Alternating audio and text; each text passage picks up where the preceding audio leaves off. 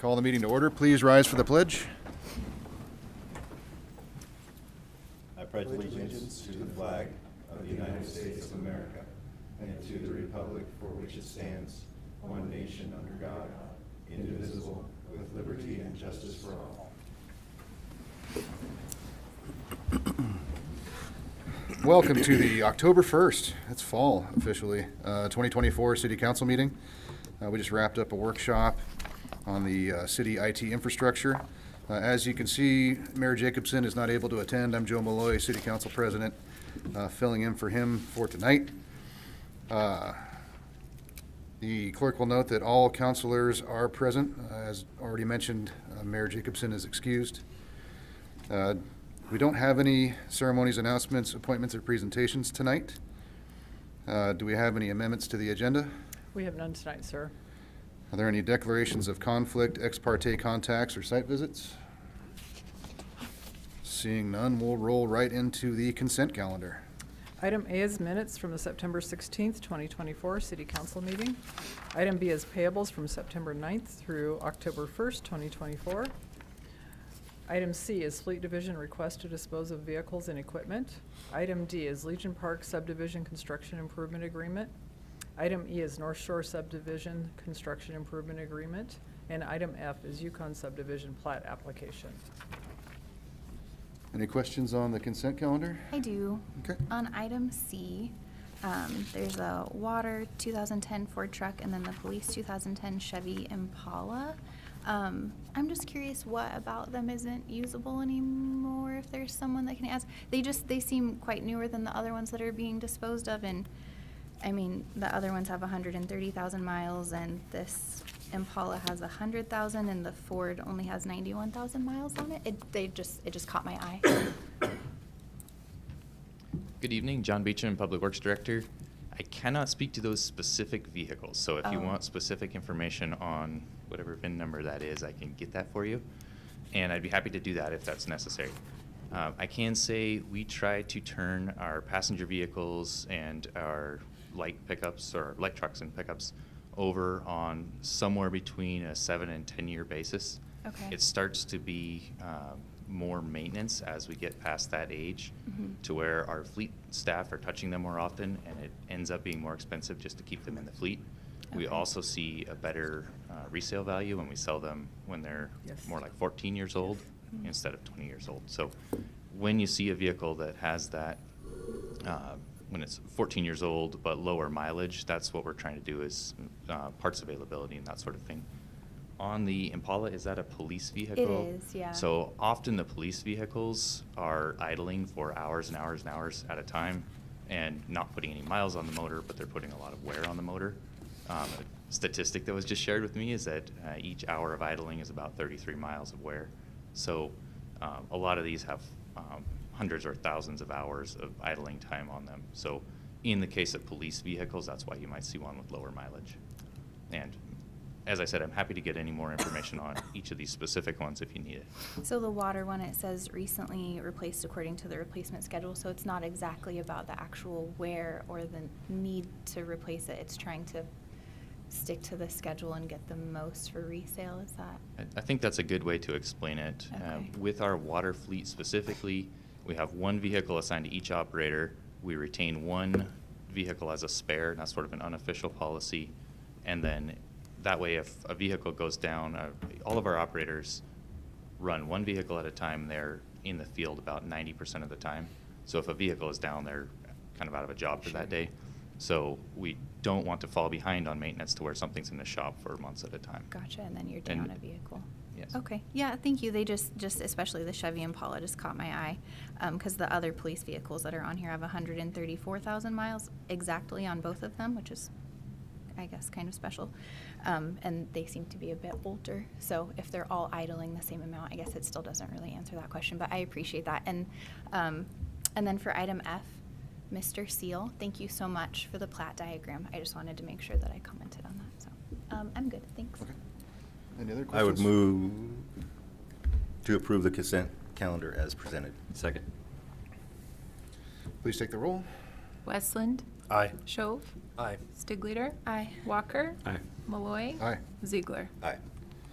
Motion passes. Moving on to public hearings. Tonight we have none. Next section is unfinished business and returning ordinances and resolutions. The first one is item A, update to the fiscal year 2025 fee resolution. I move to, oh, can I do that? Are we ready for that? Yes. Okay, cool. I move to approve resolution fiscal year 2025 fee resolution. Second. We have a motion and a second. Clerk, please take the roll. Walker. Aye. Malloy. Aye. Ziegler. Aye. Westland. Aye. Shove. Aye. Stigleader. Aye. Motion passes. Up next is the fiscal year 2024 budget ordinance amendment number 2. I move to place ordinance fiscal year 2024 budget ordinance amendment number 2 on its first and only reading by the title only while under suspension of the rules. Second. Clerk, please take the roll. Malloy. Aye. Ziegler. Aye. Westland. Aye. Shove. Aye. Stigleader. Aye. Walker. Aye.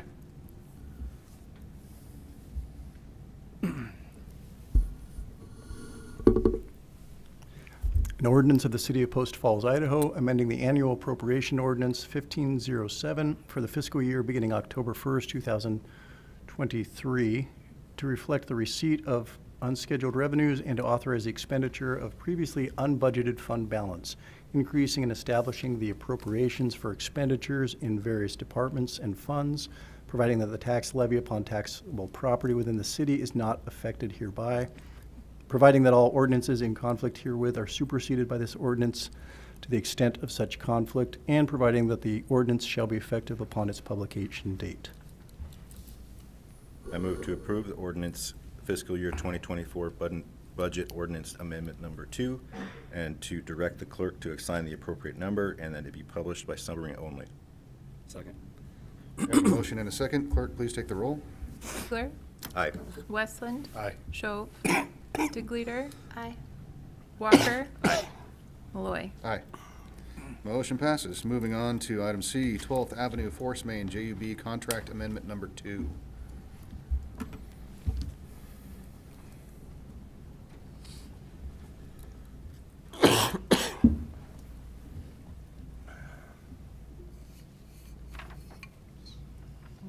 Gosh. I always panic so hard. There it is. Good evening, members of council. I was going to say mayor, members of council, but Mayor Jacobson threw me off already on my presentation. So, evening, members of council. My name is Jackson Fleshman, project manager for the city of Post Falls. Tonight, I'm going to be presenting on the 12th Avenue Forcemain JUB contract amendment. Are you guys picking me up okay? So JUB's contract amendment number 2, this is for a total of $30,000, getting us through the tail end of this project here. Throughout the course of the presentation, I'll give you a project overview, progress to date, some financials, next steps and timeline, and then an opportunity for any questions that you guys might have. So the area we're working in right now is that area in red up at the top. So 12th Avenue Lift Station is a very brief recap of what we're doing there. Is ultimately there's a long-term plan to get 12th Avenue Lift Station, a dual force main all the way from that station to the treatment plant. And we identified a diversion that allowed us to divert down the Sugar Maple Trail to meet flow needs while still collecting developer fees to hopefully help fund the rest of the project. So this project specifically, this project specifically is a mild dual force main, part of a larger project. And this project we did have a dual consultant approach where Keller was the design engineer and JUB engineers were the construction management engineers. Progress to date. So alignment is at the time of this PowerPoint 95% complete. I would say it's 100% complete at this point. They're working on pressure testing the 2 lines, which will be followed by grade and pave. So we're right there towards the tail end of this project. I think we've had overall success with the public and traffic control. It's been a battle at times, but we've addressed needs where they've been and hopefully addressed needs in a timely manner. Encountered several utility conflicts throughout the course of construction, which brought us to change order 4 a while ago. I presented to you guys on that one. And then we are confident that this project will finish this season. We're right there. If they pressure test, they pave, we're good. Here's a couple pictures for everybody just to take a peek at what we're doing. Had some fairly large issues with settlement of the trench as we were going along, which led to increased, or I guess decreased efficiency, increased time on site, which is ultimately what's leading to JUB's contract amendment. And a summary, so it's contract amendment number 2 because management reserve was approved of $20,000 at the time of the original contract. Since then, we have used that, and it's been approved, and there's a need for an additional $30,000 to get us through the rest of construction. Total contract with the $30,000 approval would be just over $250,000. Approximately 15% of project cost, which is kind of right where we typically see it, and that's a good sign. Overall project financial summary, we find ourselves in a good spot with this project. The original estimate was $3.6 million with consultant services and construction, and our construction contract came in quite lower at $1.6 million with approved change orders, and the consultant contracts came in at about $400,000. So overall, $2 million is what we are projecting as cost for this project. The estimate was 3.6. Next steps and timeline. Performing our connection over to the sugar maple discharge is done. Pressure testing is currently happening, and then paving, I believe, is happening tail end of next week, as long as everything goes to plan. During this time, we're just continuing to monitor traffic control and public outreach, let people know what's going on down 12th, and the project should be complete by the end of the season, in a couple weeks, to be frank. Some more fun pictures. Any questions? So they need $30,000 more for 2 weeks? No, not exactly. So the $30,000 is an estimate actually made about 3 to 4 weeks ago that I don't think, to be honest with you, we're going to use that full amount. Okay. But without having them give me an updated estimate every day, it's a bit tough to say. But that $30,000 is for observation, construction observation. So the inefficiencies that we've experienced throughout the project has resulted in just simply more time JEB's on site watching. And their contract originally expired when? So it is not expired at this point. So they still have funds currently. Okay. $30,000 would cover the very last billing cycle. So we're right there, and we're just trying to squeeze over the edge there. And that's based on their hourly rates that was listed in the contract? That like grid of hourly rates based on jobs? Yes. Okay. Yes. Okay. Yeah, that's how they determine that fee, that construction observation. There's a line item for that, or they have a rate for the person every, observing. yeah. Is what I mean to I say. saw that. So. Okay. Other questions? I would entertain a motion. I move to approve 12th Avenue Forcemain JUB contract amendment number 2. Second. I have a motion and a second. Will the clerk please take the roll? Stigleader. Aye. Walker. Aye. Malloy. Aye. Ziegler. Aye. Westland. Aye. Schob. Aye. Thank you, Council. All right, moving on to new business. Item A, the Community Gardens lot line adjustment. Thank you, Council. What's before you tonight is the approval of a lot line adjustment for a sliver of a piece of property that the city has. It's identified there in Exhibit B. The shaded area, what we're doing is moving that southern boundary line all the way up to the intersection of the two. This is part of a property exchange that was negotiated previously with Lamb Storage. Lamb Storage had given the city adjacent property back some months ago for the community garden project for use of a swale and storage facility for stormwater runoff. And then in doing so, we've discovered that the city owns this flag piece of a lot that has historically been occupied by Lamb Storage. So I don't think the acreage it's 527 feet. And so we're just adjusting that southern boundary up to the top, and we need to accomplish that by a deed. So that's the background on it. I'd give you a map, but I don't have the technical ability to do that. And so we'd ask that the council approve this item so we can record this and get this matter resolved. I'd stand for any questions. No questions? I'd entertain a motion. I would move to approve the community gardens lot line adjusted as requested. Second. We have a motion and a second. Clerk, please take the roll. Stigleader, Aye. Walker, Aye. Malloy, Aye. Ziegler, Aye. Westland. Aye. Shove. Thank you, Motion. council. Motion passes. Moving on, ordinance pertaining to appointed officers of the city.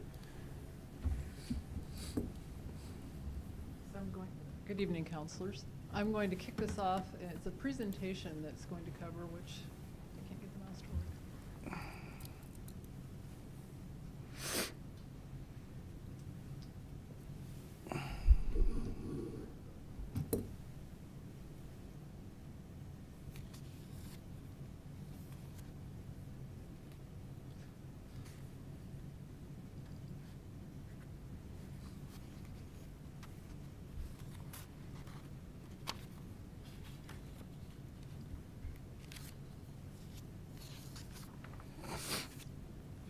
There we go.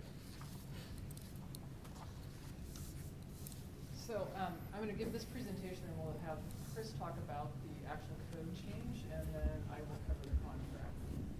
First, I want to apologize because I think I committed either verbally or an email that I would provide a bio or a resume for Mike, and we did not include that in the packet. So I apologize for that not being in there. He has been the IS administrator for the city of Post Falls for 25 years, so he started over the City Hall Network 25 years ago. If I may interrupt, could you Oh. not get into the mic very well, so I'm not sure if we're getting this recorded. So Sorry he's about been that. working for us for 25 years, overseeing the City Hall Network as our IAS administrator. But we will, for the record, get you a resume and bio, or a bio for him. The city has maintained 2 IT divisions. So when I started here, there was an IT division in the police department and an IT division over the City Hall Network. And when I say City Hall Network, that includes water, wastewater, Parks, Rec, all of the outside departments outside of the police department itself. It's been our long-term goal, going back a number of years ago, to integrate those systems over time. We recently did a strategic plan and found support both on the police side and on the City Hall Network side to have those 2 systems merged together. And so in the spring, we kicked off a new website process. And in looking at that, they offered to set up our police under the City Hall Network itself on the website. And again, we received support from the City Hall and from the police department, from the employees and the supervisors to have those systems merged together. That process right now is currently underway, and we'll bring the websites out. About November, we'll be launching the website showing that. And basically, the police department is just embedded as a department within, like you would see on any other website for a city. In the past, they've been their own separate website. You had to go directly to that website. It was a different address than the City Hall Network.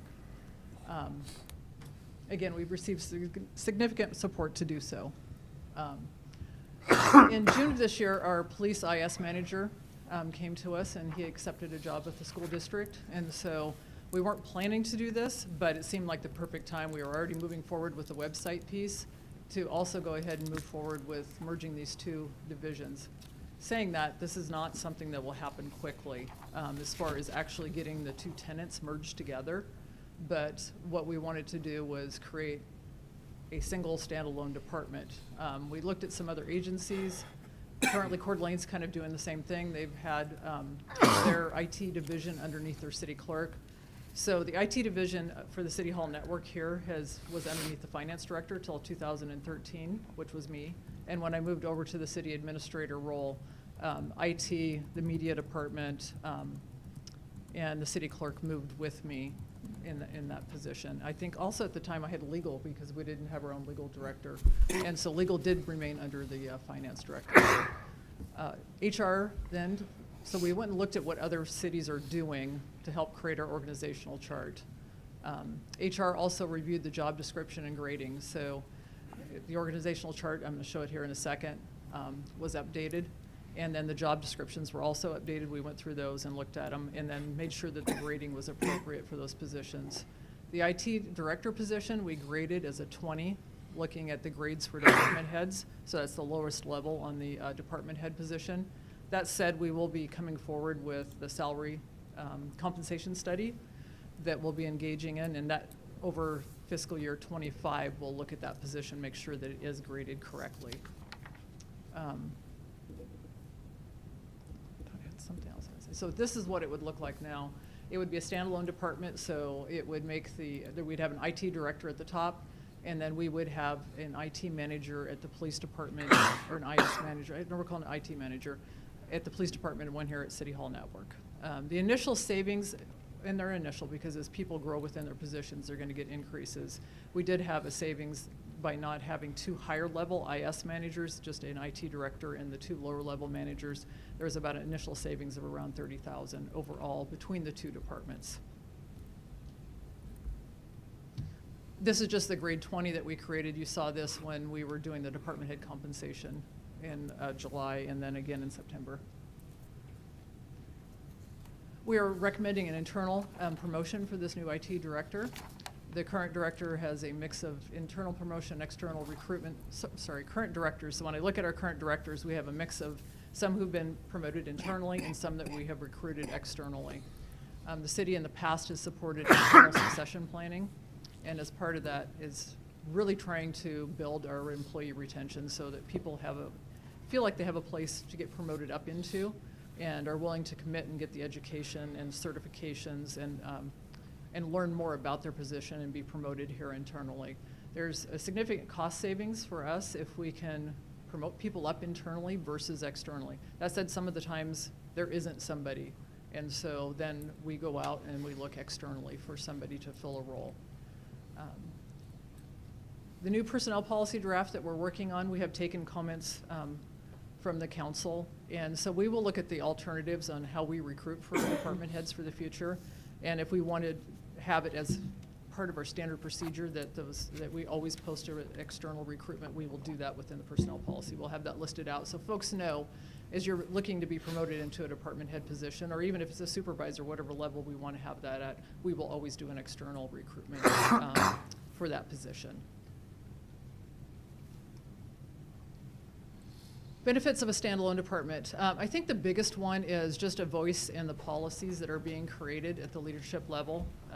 During the workshop, we talked about some of the policies and who owns those policies, and whether or not IT should have some policies like for the emergency planning. And right now, we've got, as Mike said, a lot of information that's within the heads of our employees and not written down or documented in a good way for our standard operating procedures when things happen.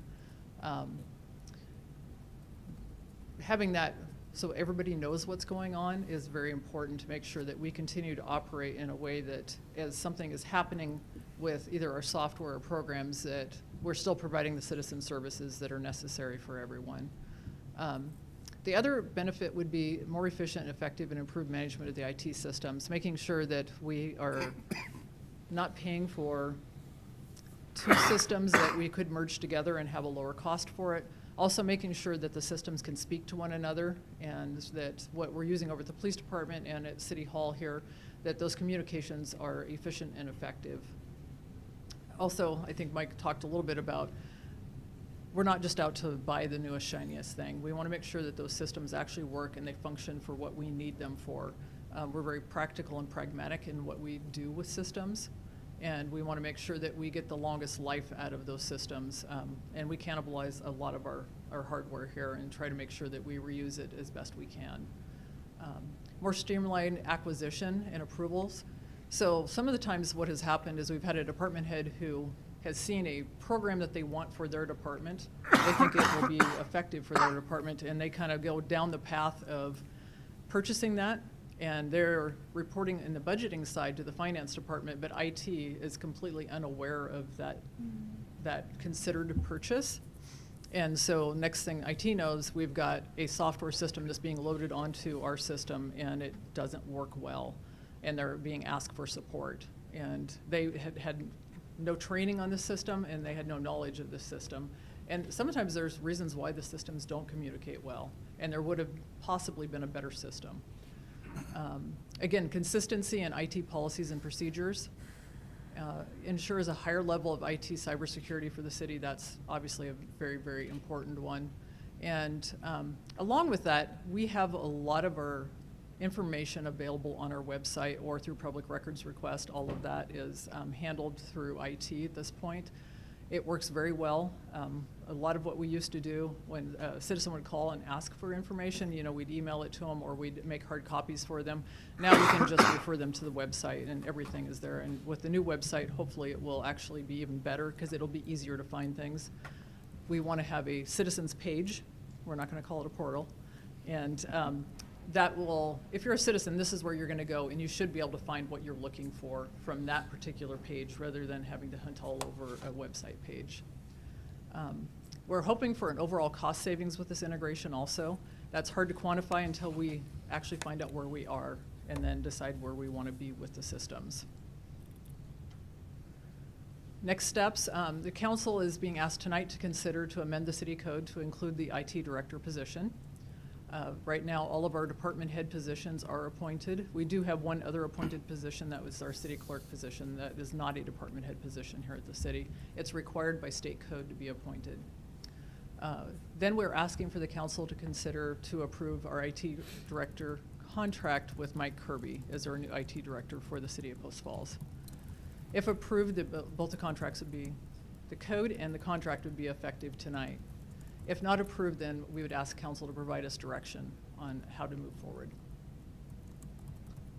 With that, I can take any questions. It feels weird having this right in my face like this. I'm Questions just for sitting Jill? down there with a little tiny mic. Okay, we're going to take this as two separate motions. It would be Item- two separate motions, yes. Items B and C, so I'd entertain a motion on item B. Council, I would prefer to do the ordinance first, if you'd like to take them separate. We should take them separately, but let's maybe discuss the ordinance change, the code change. So it'd be our preference to approve the code change and then for the council to have codified this position, then consider the employment and position of Mike in that Yeah, position. I probably just didn't speak clearly, but my intent was to have somebody, is to move on these separately, correct? Yes, sir. Yep. So for item B, we need a motion for that first, correct? That's the ordinance pertaining to appointed officers of the city. That would be my cue. Okay. So would you like me to discuss the ordinance briefly and give you a little bit of background on Sure, it? yeah. Okay. So the code change that's proposed before you tonight in the ordinance is a modification to section 2.08010. We took a look at this code section, moved it around a little bit. There's no substantive changes here other than adding in this position into the appointed officers section. We clarified some of the language in separating out the paragraphs, but it basically establishes that position as an appointed position, as are the other department heads. It doesn't codify anything other than what's already in there, but we're recommending that the ordinance be passed prior to the appointment. And I would stand for any questions. So just to be Questions? clear, the process that you're describing is the creation of a new director. Yes, it's making this IT position as another department head, and adding it to the list of the other appointed officers that the city has already approved. Okay, thank you. Sure. Other questions? Seeing none, I would entertain a motion. I would move to, this is an interesting one without a number. I would move to approve ordinance pertaining to appointed officers of the city as presented. Or do we have to place this first? And Is that, I don't have do we need to name the ordinance section and title? You can have the clerk assign an ordinance number and then passage it by the suspension of the rules and summary. I would just read the name off as it's written on the, Okay, all right. on the agenda. I move to place ordinance pertaining to appointed city officers of the city on its first and only reading by title only while under suspension of the rules. Second. A motion and a second. Clerk, please take the roll. Walker. Aye. Malloy. Aye. Ziegler. Aye. Westland. Aye. Shove. Aye. Stigleader. Aye. No. An ordinance of the City of Post Falls, Kootenai County, a municipal corporation of the state of Idaho, providing for an amendment of Post Falls Municipal Code Section 2.08.010 to add the position of Information Technology Director, providing that the remaining sections of Post Falls City Code shall remain in effect, providing for severability, providing for this ordinance to be in full force and effect from and after its passage, approval, and publication according to law.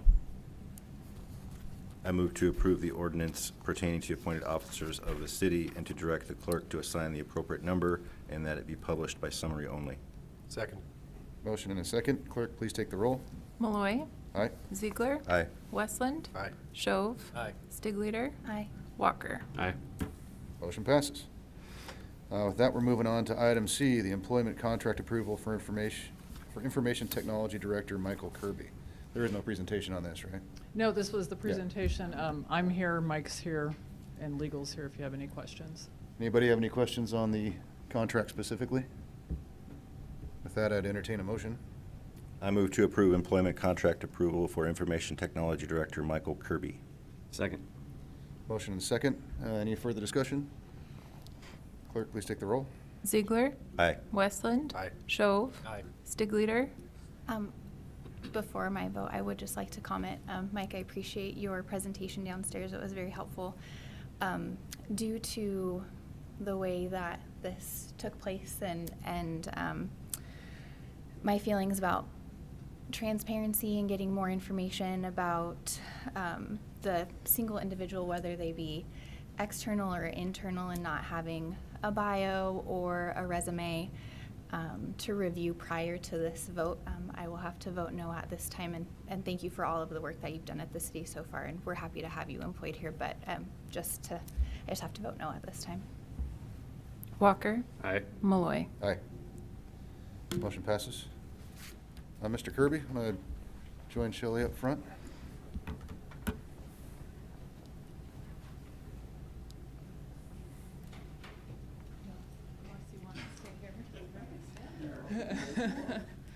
Okay. Do you solemnly swear that you will support the Constitution of the United States and the Constitution of the State of Idaho, and that you will faithfully discharge the duties of Information Technology Director of the City of Post Falls, Idaho, according to the best of your ability?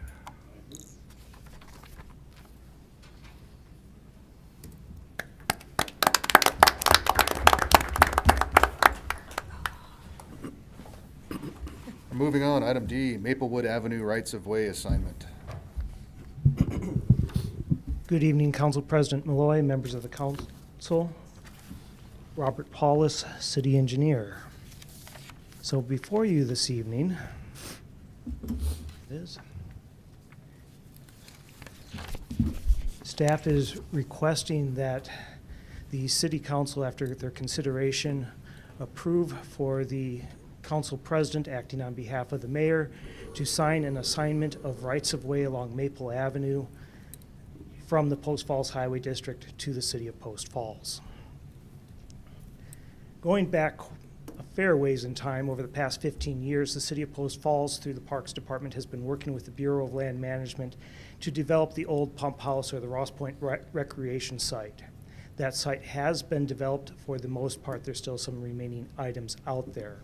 The site itself is located in a county pocket. It's for Maplewood Avenue, it's about 600 feet long of roadway rights-of-way that are located in the Post Falls Highway District's jurisdiction. The City of Post Falls does provide plowing in that area, but the roadway ownership itself is the Highway District's, except where the Ross Point Recreation Site is. Post Falls Highway District got a right-of-way from the Bureau of Land Management several years ago. In our terms, it's more of an easement because the Bureau of Land Management maintains ownership in the background and allows the Post Falls Highway District to use it by right. What we're looking at this evening is this 270-foot long stretch by 25 feet wide, which is currently a right-of-way to the Post Falls Highway District. With the development of the site, the city needed an additional 15 feet to cover future road expansion needs.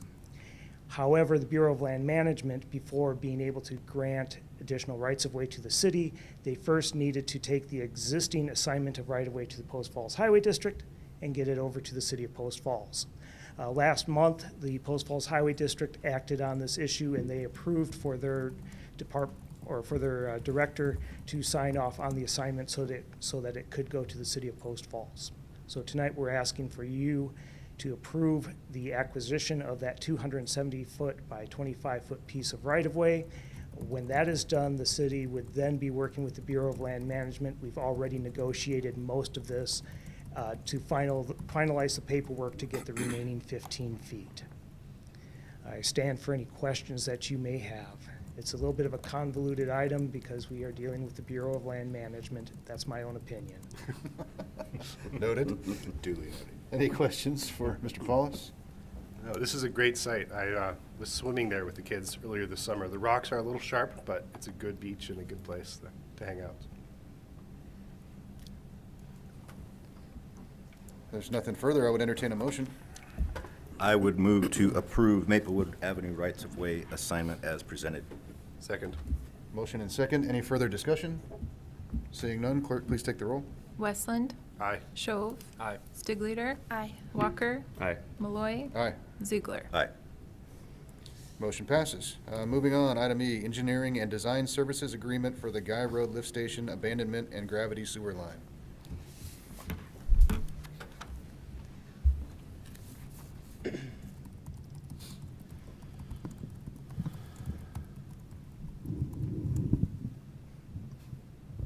Good evening again, Council. Jackson Fleshman, Project Manager, City Post Falls. Yes, presenting tonight on the Guy Road Lift Station Abandonment and Gravity Sewer Line Engineering and Design Services Contract with Welch Comer.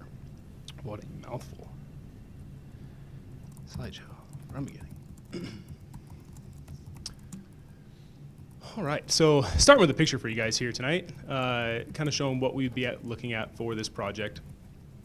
The green box, bottom right, just to get us where we're at, is Guy Road Lift Station along Fisher Avenue, and then Fisher Lift Station is all the way on the left in that green box to the left.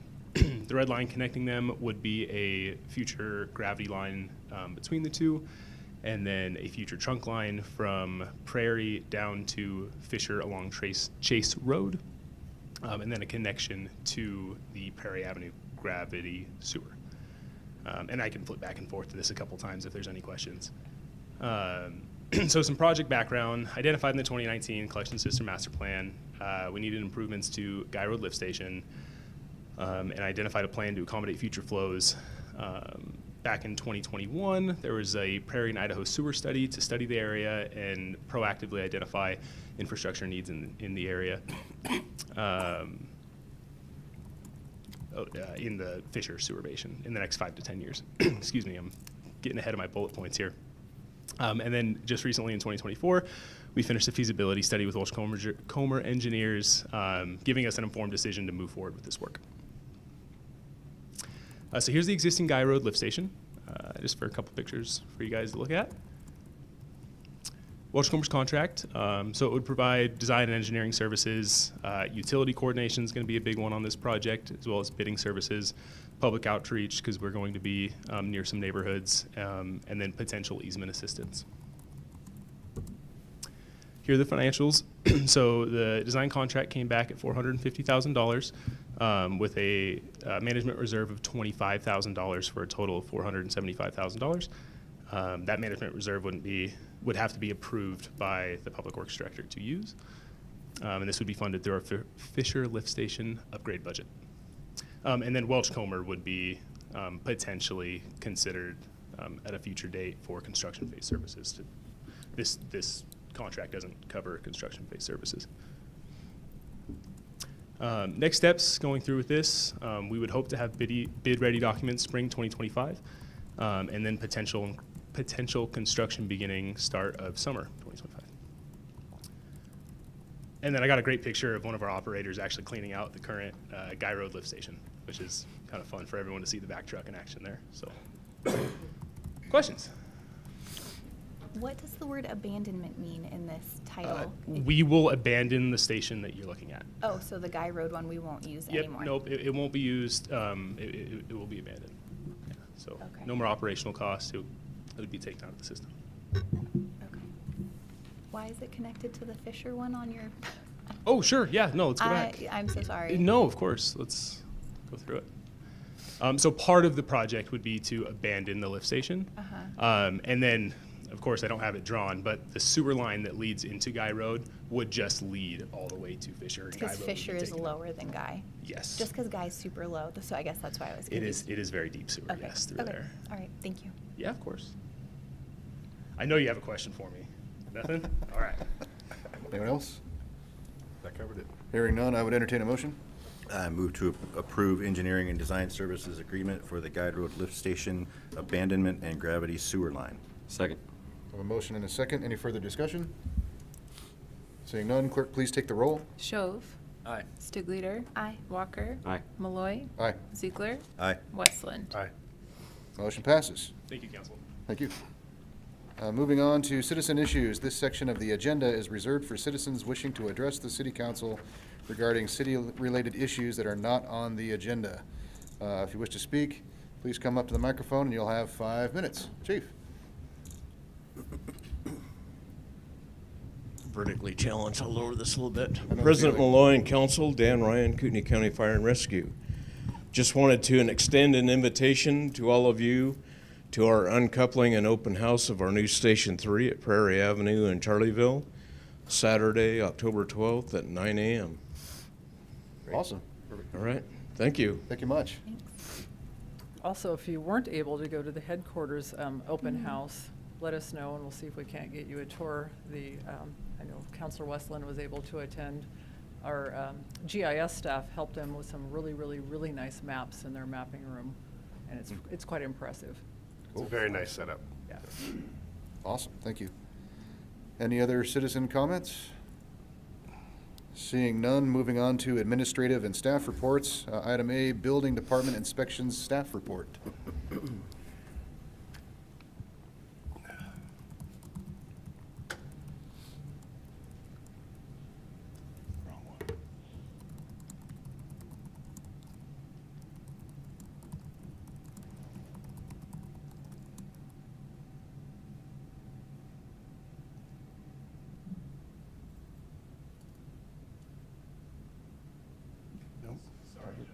It's covering it up. There we go. You're a magician. I'm something. Good evening, President Malloy, members of the council, Justin Miller, City of Post Falls building official. So I've come to provide some information for you guys on the difference between what a city building official does and what their role is, and say a home inspector that's hired by the person that's buying that house. So the city, this is a list of most of all of our inspections other than like patio covers, re-roofs, and things like that. We didn't put that in there. This would be a complete inspection for a brand new home. So you'd start with footing foundations, then you'd go to the shear nail framing, and then you'd have an insulation inspection, drywall, final. At the framing stage, you would have the gas piping and HVAC, electrical rough-in, and plumbing rough-in. The city's inspector responsibilities, the minimum, what a lot of people don't know with the code, the building code 2018 is the absolute minimum standard you can build to. You can't build any worse than what the code is. You can build above it, but that's the minimum standard to build to. We look at life safety, structural requirements, and energy code and mechanical. These would be the certifications that you have to have at a minimum to be able to do inspections here. And they're all international certifications. You go to off-site proctor, they administer the test, and then they give you the certification. Electrical plumbing's a little more strict. You have to have 4 years in electrical and 5 in plumbing as a journeyman to even be an inspector. Home inspectors, I believe it's 14 states currently right now that do not require any certification, any training, anything, and Idaho is one of them. That, you know, any one of us in this room could go and be a home inspector with no knowledge. They're, like I said earlier, they're hired by the private individual to report and disclose anything that they see inside that house back to the homeowner. The city doesn't have any contractual agreement with them or any of that stuff.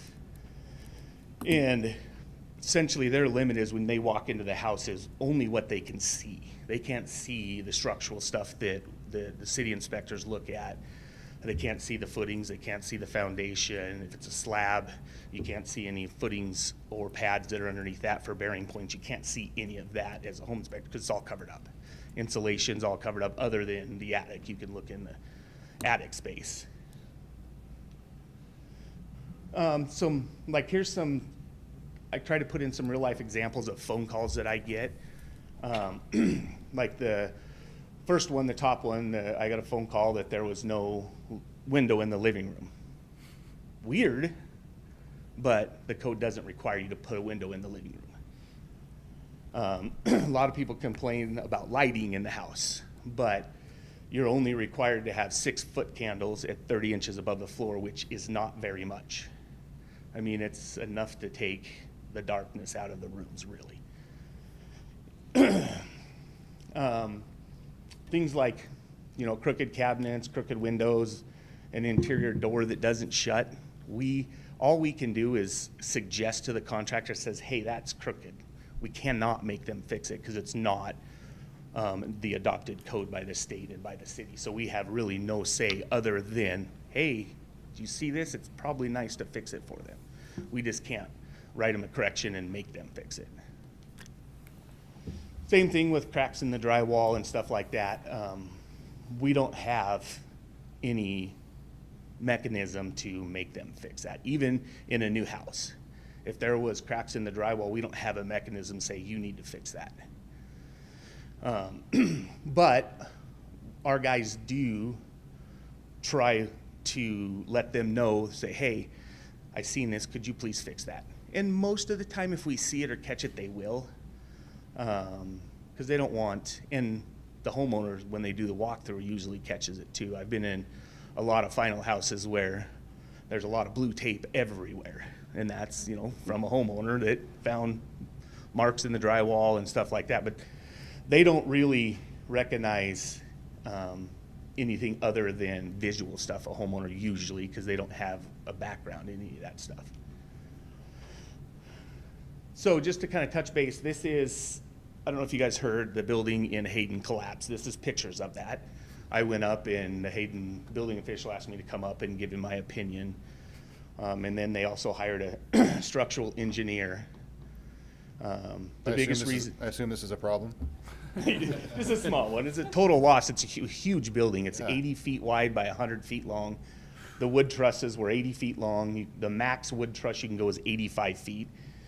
The problem with this was it was prior to inspections and they didn't brace it up enough. So all they had is like rat run braces. Those are the braces that go across the bottom of the trusses.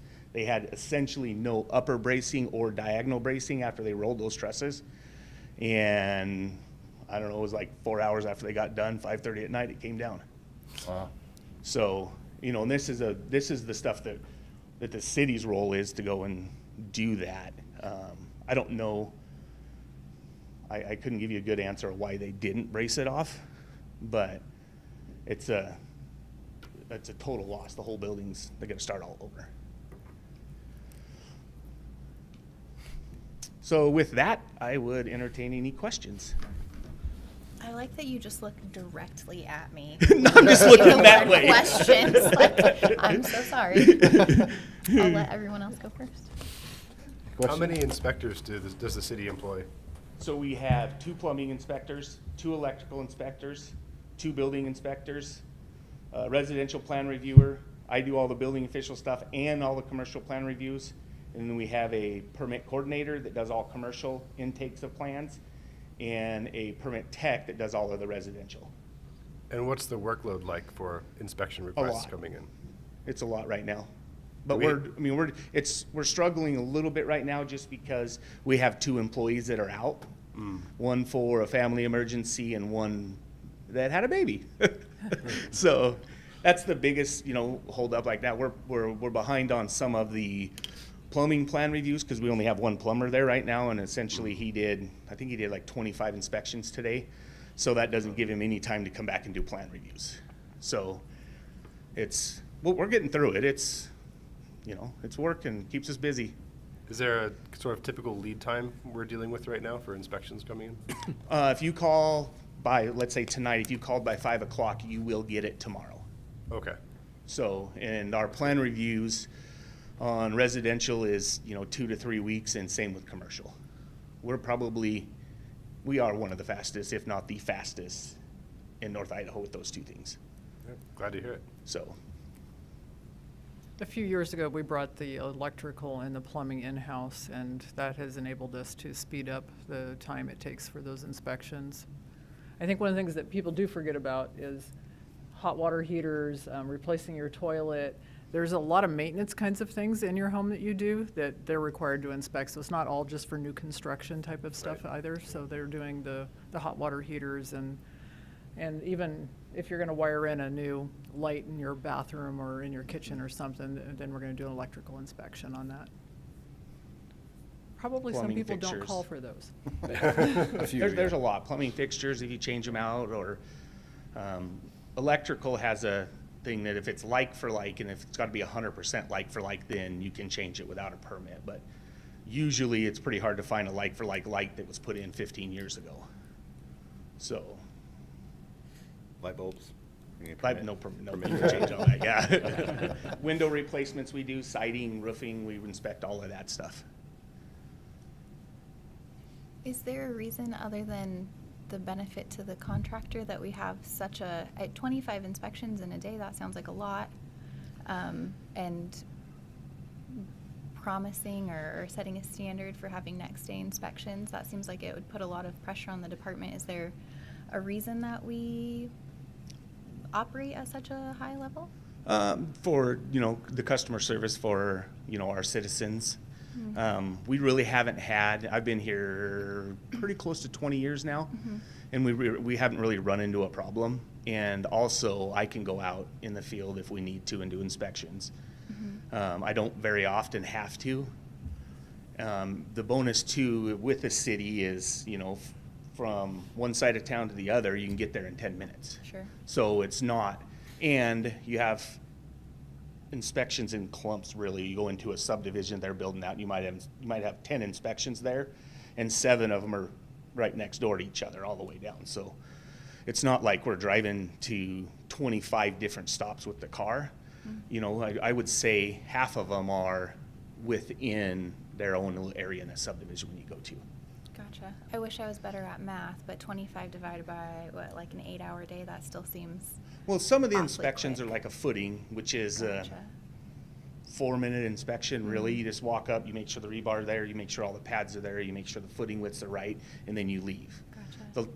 The timely inspections are framing inspections and commercial inspections. Okay. And do we do any inspection? I think maybe what I've heard most from residents is about like the dirt that is put back around their house, or like that, maybe the term is infill, but that could not be right, so excuse me. No. Yep. Do we do any kind of We inspection do. on that? It's the code is very lax with it, so Gotcha. all they have to do is have it graded 1/4 inch per foot away from the house. It doesn't have to be smooth, it doesn't have to be, as long as the water goes away from the house to the property line, if it's 5 feet, or from the house to 10 feet. Gotcha. Whichever is there. But it doesn't really say anything about making it What kind of smooth, making it dirt? nice, what kind of dirt, none of Gotcha. that stuff. Okay. And then just one other question. So usually FHA loans, right, require a home inspection before they'll approve it. So the assertion is then that FHA will allow any person that just wants to be a home inspector to do that home inspection? In Idaho, they have to, because there's no law that says you have to have a certification. Washington's different. Washington, you have to go through a class and take a test. Gotcha. Okay. But here you do not. Thank you. Which I wish they would, because it would be more beneficial to homeowners. Gotcha. Other questions? And we don't need any action on this one, right?